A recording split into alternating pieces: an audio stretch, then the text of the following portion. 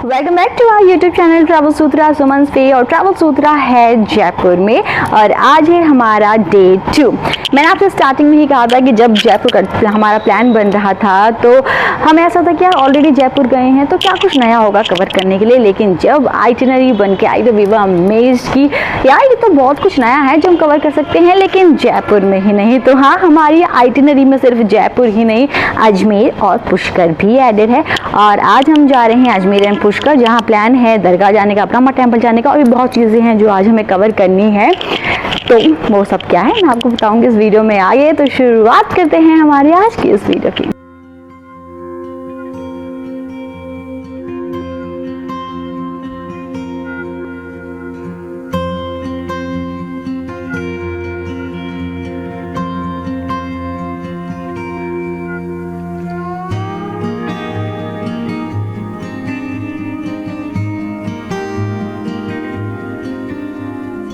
तो अजमेर शरीफ दरगाह हम लोग हो आए हैं।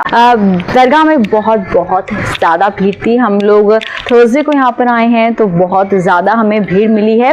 अगर बात करूँ पार्किंग की तो पार्किंग आपको यहाँ पे इजीली मिल जाएगी। रास्ते में भी लोग रोक के ना, हर किसी ने अपने शॉप्स के अंदर भी पार्किंग बना रखी है नीचे बेसमेंट पे। लेकिन यहाँ पर गवर्नमेंट पार्किंग है ये वाली, आप यहाँ जा सकते हैं।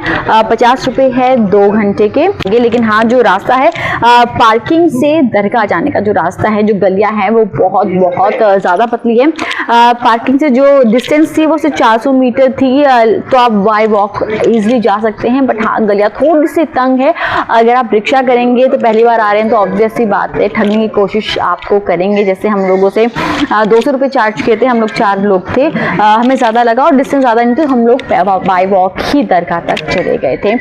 तो दरगाह में भीड़ थी लेकिन जो हमारे दर्शन थे वो आराम से अच्छे से हो गए थे। चादर आपको बाहर भी बहुत शॉप से वहां भी मिल जाएंगी और चाहे तो आप अंदर भी शॉप है दरगाह के, आप वहां से भी चादर ले सकते हैं। इसके अलावा दर्शन करने के बाद जो मार्केट है ना वो काफी बड़ा है, बहुत ऑप्शन है, खाने पीने के ऑप्शन है। इसके अलावा शॉपिंग भी यहाँ से कर सकते हैं कपड़ों की, और बहुत से आइटम आपको यहाँ पर मिल जाएंगे। और अब जो है हम लंच के लिए रुके हैं वैली नुक करके एक कैफे जो हमें रास्ते में मिला, और यहाँ अभी लंच करने के बाद यहाँ से हम सीधा जाएंगे पुष्कर, जहाँ हम करेंगे ब्रह्मा टेम्पल में भगवान ब्रह्मा के दर्शन।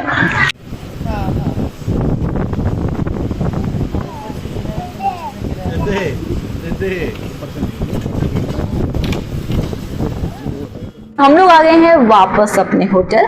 अजमेर शरीफ दरगाह के दर्शन करने के बाद होटल नहीं आए हैं, आगे भी हम लोग गए थे, पुष्कर गए थे, लेकिन मौसम खराब हो गया था तो वीडियो मैंने बनाई है लेकिन उस वक्त ज़्यादा बात नहीं कर पाई। ऊपर से न्यू मॉम हूँ तो थोड़ी सी मॉम रिस्पॉन्सिबिलिटी भी है, तो ऑब्वियसली बात है मैं वीडियो चिट चैट वीडियो में इतना नहीं कर पाई। तो सोचा क्यों ना अब तसल्ली से बैठ कर आपको हमारे डे 2 के बारे में पूरा बताऊँ, कहाँ कहाँ हम गए, क्या क्या हमने किया। वो गाना गाओ। ऊपर पंखा चलता है, नीचे पंखा चलता है, नीचे हिंदू चलता है।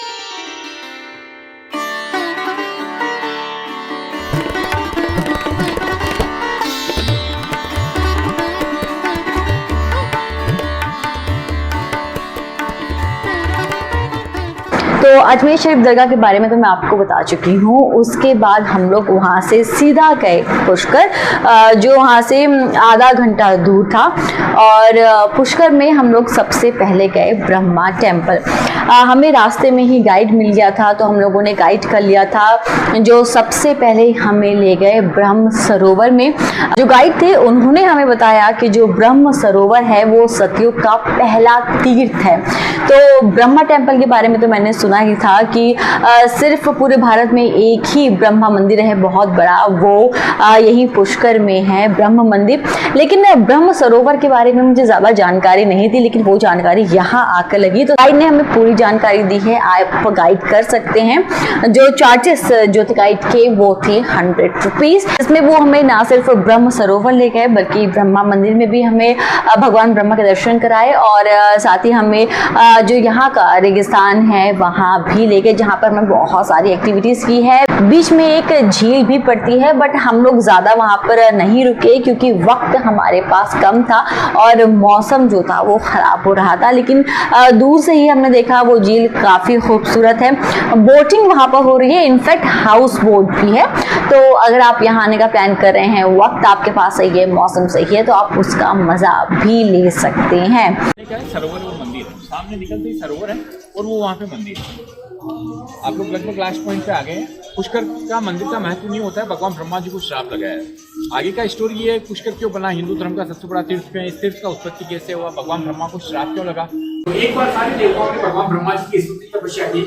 भगवान ब्रह्मा जी ने अपनी तपस्या को तोड़ा और सभी देवताओं से पूछा कि बताइए मैं आपके लिए क्या कर सकता हूँ। तब सब देवताओं ने कहा कि ब्रह्मदेव, आप हम सबको उत्पन्न करने वाले, बनाने वाले, पैदा करने वाले हैं, लेकिन हम आपका सेवा पूजा कर नहीं सकते, तो हमें बताइए हम आपका सेवा पूजा कैसे करें। सभी देवी देवताओं के कहने पर भगवान ब्रह्मा ने यहाँ पर सबसे पहले ये मानसरोवर बनाया। उसके बाद यहाँ पर किया गया एक बहुत ही बड़े यज्ञ का आयोजन, जिसमें भगवान ब्रह्मा को अपनी पत्नी के साथ बैठना था। लेकिन भगवान ब्रह्मा की पहली पत्नी माता सावित्री ने किसी कारणवश इस यज्ञ में बैठने से मना कर दिया। अब भगवान ब्रह्मा अकेले नहीं बैठ सकते थे क्योंकि वो विवाहित थे। ऐसे में सभी देवी देवताओं ने उनसे कहा कि उन्हें शादी करनी होगी और एक कन्या से उनका विवाह भी कराया गया। जिस कन्या से उनका विवाह कराया गया उनका नाम था गायत्री। अब भगवान ब्रह्मा इस यज्ञ में माता गायत्री के साथ बैठे और जब इस बात की जानकारी माता सावित्री को हुई तो वो क्रोधित हो गई। के अंदर वो यहाँ आती है और अपने पतिदेव भगवान ब्रह्मा जी को 2 श्राप देती है। पहला श्राप, उन्हें इस स्थान के अलावा कहीं और नहीं पूजा जाएगा और यही कारण है कि भगवान ब्रह्मा का सिर्फ और सिर्फ यही एक मंदिर है। दूसरा श्राप देती हूँ,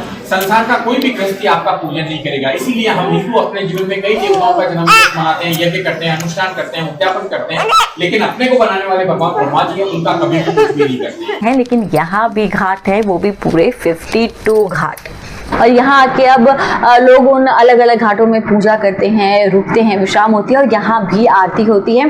हम लोग जिस घाट में थे वो सावित्री घाट ही है, माता सावित्री के नाम में ही पड़ा है। तो इस घाट की जो इम्पोर्टेंस है वो ये है कि जो शादीशुदा महिलाएं हैं वो अगर इस घाट में आकर पूजा करती हैं तो उन्हें उसका विशेष फल मिलता है। तो हम लोगों ने भी यहाँ पर पूजा की। एक और चीज जो हमें यहाँ पर गाइड ने बताई वो ये कि यहाँ पर क्योंकि मूर्ति पूजा नहीं है तो डोनेशन कहीं नहीं होता, अलग अलग जगह कहीं भी दान पेटी नहीं है। लेकिन जब आप पूजा करवाते हैं तो उसके बाद पंडित जी की भी दान दक्षिणा नहीं है, लेकिन हाँ क्योंकि आरती होती है तो यहाँ पर ब्रह्मा जी को भोग लगाया जाता है, तो उस भोग के लिए आपको श्रद्धा अनुसार कुछ देना होता है। ऐसा हमें पंडित जी ने कहा कि जो आपकी श्रद्धा है आप उसे दे लो। लेकिन हाँ यहाँ पर एक चीज जो थी वो हमें थोड़ी सी अजीब लगी कि पूजा हुई, अच्छी बात है। उसके बाद कहा गया कि आप अपनी श्रद्धा अनुसार भोग के लिए आप जो भोग लगाना चाहते हो, क्योंकि भोग अलग अलग तरह के, अगर आपको 56 भोग लगाने हैं तो वो 11,000 का है, तो आप उतना नहीं तो श्रद्धा अनुसार आप भोग लगा सकते हैं। तो हमने कहा ठीक है, तो हमने अपना एक बताया कि हम इतने का भोग लगाएंगे। तो उसके बाद सामने से रिप्लाई आया कि नहीं इतने का भोग तो नहीं लगता, जो मिनिमम भोग है लड्डू का वो है 2100 रुपए। तो यानी श्रद्धा अनुसार भी आपको इनका जो मिनिमम जो भोग है वो आपको देना होगा। तो ये एक चीज थी जो थोड़ी अजीब भी लगी, लेकिन हाँ ठीक है क्योंकि यहाँ पर और कहीं दान डोनेशन नहीं होता है, दान पेटी नहीं है, पंडित आपको नहीं लूटते हैं पूजा के नाम पे कि हम पूजा करेंगे, आप हमें इतनी दान दक्षिणा दो, हमें इतनी दान दक्षिणा दो। तो वो चीज चलो यहाँ पर एक चीज सही थी, बट हाँ ये थोड़ा सा हमें अजीब लगा। तो मानसरोवर के बाद यहाँ पूजा करने के बाद हम लोग सीधा गए ब्रह्मा टेम्पल, जहाँ पर फोटोग्राफी वीडियोग्राफी पूरी तरह से वर्जित है। तो हाँ इससे आगे मैंने वीडियो नहीं बनाई। तो भगवान ब्रह्मा के दर्शन तो हमने कर लिए थे। उसके बाद हम लोग बढ़े आगे और हमें नजर आई खूबसूरत सी झील, लेकिन हाँ हम उस झील का मजा नहीं ले सके, मैं ऑलरेडी बता चुकी हूँ उसका रीजन क्या था। इसके बाद हम लोग सीधा पहुंचे यहाँ पर। अब यहाँ पर ना आप जीप सफारी कर सकते हो। अब ये बिल्कुल थार रेगिस्तान तो नहीं है, लेकिन हाँ यहाँ भी आप जीप सफारी कर सकते हो। छोटा सा रेगिस्तान आप कह सकते हो यहाँ पर है, और हालांकि हमें तो ऐसा कोई खास नहीं लगा, लेकिन क्योंकि बारिश हो गई थी तो जो यहाँ पर रेत थी, जो बालू था वो पूरा चिपक चुका था, लेकिन फिर भी था कि इतना दूर आए तो कुछ ना कुछ करेंगे। इसके बाद बात हुई अब प्राइस की, तो हमें कहा गया 5000 में जीप सफारी होगी। अंदर जो एक्टिविटीज़ होंगी, अंदर जो है वो बंजारों का गांव है और वहाँ जो भी एक्टिविटीज़ होंगी वो इसमें इंक्लूडेड नहीं है, और आपको मिनिमम आपके पास 1 घंटा होना चाहिए। तो हमारे पास उतना वक्त नहीं था, मौसम ख़राब था, वापस जयपुर भी हमें आना था, बहुत छोटा बच्चा भी हमारे साथ था, लेकिन एक और बच्चा हमारे साथ था जिसका मन बहुत था करने का, तो काफ़ी बार्गेनिंग हुई और बार्गेनिंग के बाद जो प्राइस हमें मिला वो था 2000। तो डील बुरी हमें नहीं लगी, 5000 से सीधा 2000, तो हम लोगों ने इस डील को किया डन और लिया जीप सफारी का मज़ा। तो अगर आप यहाँ आने की प्लानिंग कर रहे हैं, जीप सफारी करने का अगर आपका मन है, वैसे जीप सफारी करना काफ़ी मज़ा आएगा। मैंने जैसलमेर में की थी और वो एक्सपीरियंस वाव था। यहाँ मैं ओपन में तो जीप सफारी का मज़ा नहीं ले पाई, लेकिन मेरे साथ के जो लोग थे, स्पेशली वो बच्चा जिसे इसका मज़ा लेना था, उसे काफ़ी मज़ा आया। तो प्लीज़ अगर आप यहाँ आ रहे हैं तो जीप सफारी डेफिनेटली करना। और बाकी प्राइस सुनकर पहले डर मत जाना, बार्गेनिंग करना, आपकी जितनी भी बार्गेनिंग स्किल है ना उसे जम कर यहाँ पर लगा देना, तो आपको भी अच्छी डील मिल सकती है। तो इसके बाद हम लोग गए अंदर। जीप सफारी का तो मैं आपको बता चुकी हूँ कि हमारा एक्सपीरियंस अच्छा था। अंदर बहुत सारी एक्टिविटीज़ है, जैसे कि कैमल राइड है, कॉर्ड राइड है, उसके बाद आप कॉस्ट्यूम यहाँ पर पहन सकते हैं, और भी बहुत कुछ है। और ये जगह जो है ना वो फेमस है क्योंकि ये ना शूटिंग हब है। यहाँ पर बहुत सारे फेमस सीरियल है और फेमस मूवी है, उसकी शूटिंग हुई है। सीरियल है दिया और बाती हम, उसकी शूटिंग यही हुई है। इनफैक्ट उसके नाम पर ये छोटा सा एक ढाबा भी है। और जो मूवी है जिसकी शूटिंग यहाँ पर हुई है वो है करण अर्जुन, और एक और मूवी है जिसकी शूटिंग यहाँ पर हुई है वो है बजरंगी भाईजान। ये बताओ, इसे पाकिस्तान बॉर्डर बना दिया। 5 दिन तो चली थी यहाँ पे। ये लो मुन्नी बदला, नहीं सॉरी पानी पिलाया गया था। आपको सीन याद होगा जिसमें मुन्नी बॉर्डर क्रॉस कर जाती है भारत पाकिस्तान का, तो वो जो बॉर्डर है भारत पाकिस्तान का वो यही दिखाया गया है। ये जो फेंसेस आप देख रहे हैं यही वो बॉर्डर बनाया गया था। और सामने ये है हवेली, मैं नाम भूल गई, लेकिन करण अर्जुन में जो फेमस ठाकुर थे, जो मेन विलन था, ये उसी की हवेली है। तो वहाँ जाने की परमिशन जो है वो सिर्फ बॉलीवुड वालों को है। तो ये एक शूटिंग पॉइंट है यहाँ पर। उसके अलावा अब बात करते हैं कैमल राइड का। तो कैमल राइड मुझे हमेशा से पसंद है। हमने चौकीधारी में एलिफेंट राइड भी ली, लेकिन उसके कंपैरिजन में मुझे कैमल राइड ही अच्छी लगी। और कैमल राइड का जो हमें जो प्राइस मिला था, मैं यहाँ पर जितने भी प्राइजेस बता रही हूँ ना ये फिक्स्ड नहीं है, आपको बार्गेनिंग करनी होगी, उसके बाद आपको फाइनल ऑफर मिलेगा। तो यहाँ पर जो कैमल राइड थी वो थी 1000 में, हमें 1 कैमल का पड़ा था, हम लोगों ने 2 कैमल किया था, तो 1000 हमें 1 कैमल का हमने पे किया, जिस पे 2 लोग आ सकते हैं। और एक्सपीरियंस हमारा बहुत बहुत बहुत अच्छा था। और उसके बाद जो हम लोगों ने किया वो थी कॉर्ड बाइक। कॉर्ड बाइक का भी सेम प्राइस है, 1000 है। और एक और चीज़ मैंने यहाँ पर ट्राई की है, फर्स्ट टाइम मेरा एक्सपीरियंस। अब तक मैं बहुत जगहों पर गई हूँ बट ये कभी ट्राई नहीं कर पाई, तो इस बार जब यहाँ पर देखा तो लगा कि यार एक बार इस बार तो करना है, वो है कॉस्ट्यूम ट्राई करना। उस आप जिस जगह पे जा रहे हो ना, एक बार उसके रंग में रंगने का जो मज़ा है ना, आई थिंक वो आपको लेना चाहिए। तो मैंने यहाँ पर बिल्कुल जो इन बंजारों का लुक होता है ना वो हम लोगों ने ट्राई किया, मुझे काफ़ी ज़्यादा अच्छा लगा। अब मुझे लग रहा है कि अगर कहीं और का प्लान बनता है और ऐसा कुछ अगर मुझे मिलता है तो शायद मैं करूँगी। तो ये आप कर सकते हैं। इसकी भी जो हमें डील मिली वो थी 200 पर पर्सन, लेकिन इसके प्राइजेस अलग अलग है, डिपेंड करता है आप कौन सा कॉस्ट्यूम ले रहे हो, उस पर डिपेंड करता है। लेकिन उसके भी प्राइजेस आपको मिलेंगे, आपको बार्गेनिंग करनी होगी, क्योंकि हमें जो प्राइजेस जो कोट हुए थे वो थे एक 600 का था, एक 800 का था।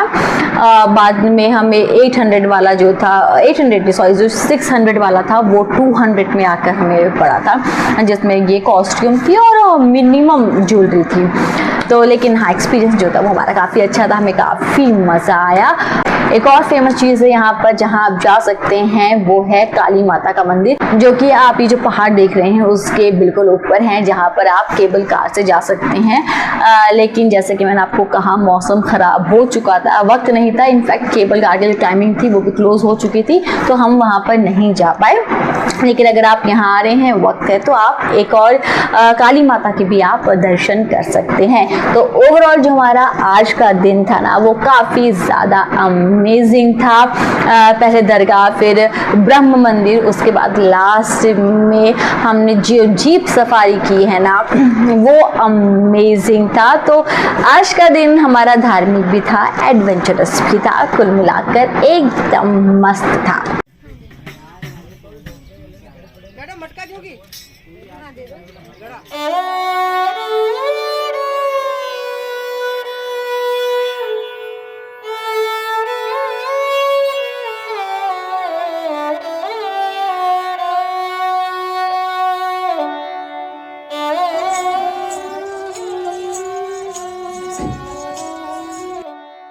तो डे 1 हमारा हो चुका है, डे 2 हमारा हो चुका है। अब डे 3 में क्या है?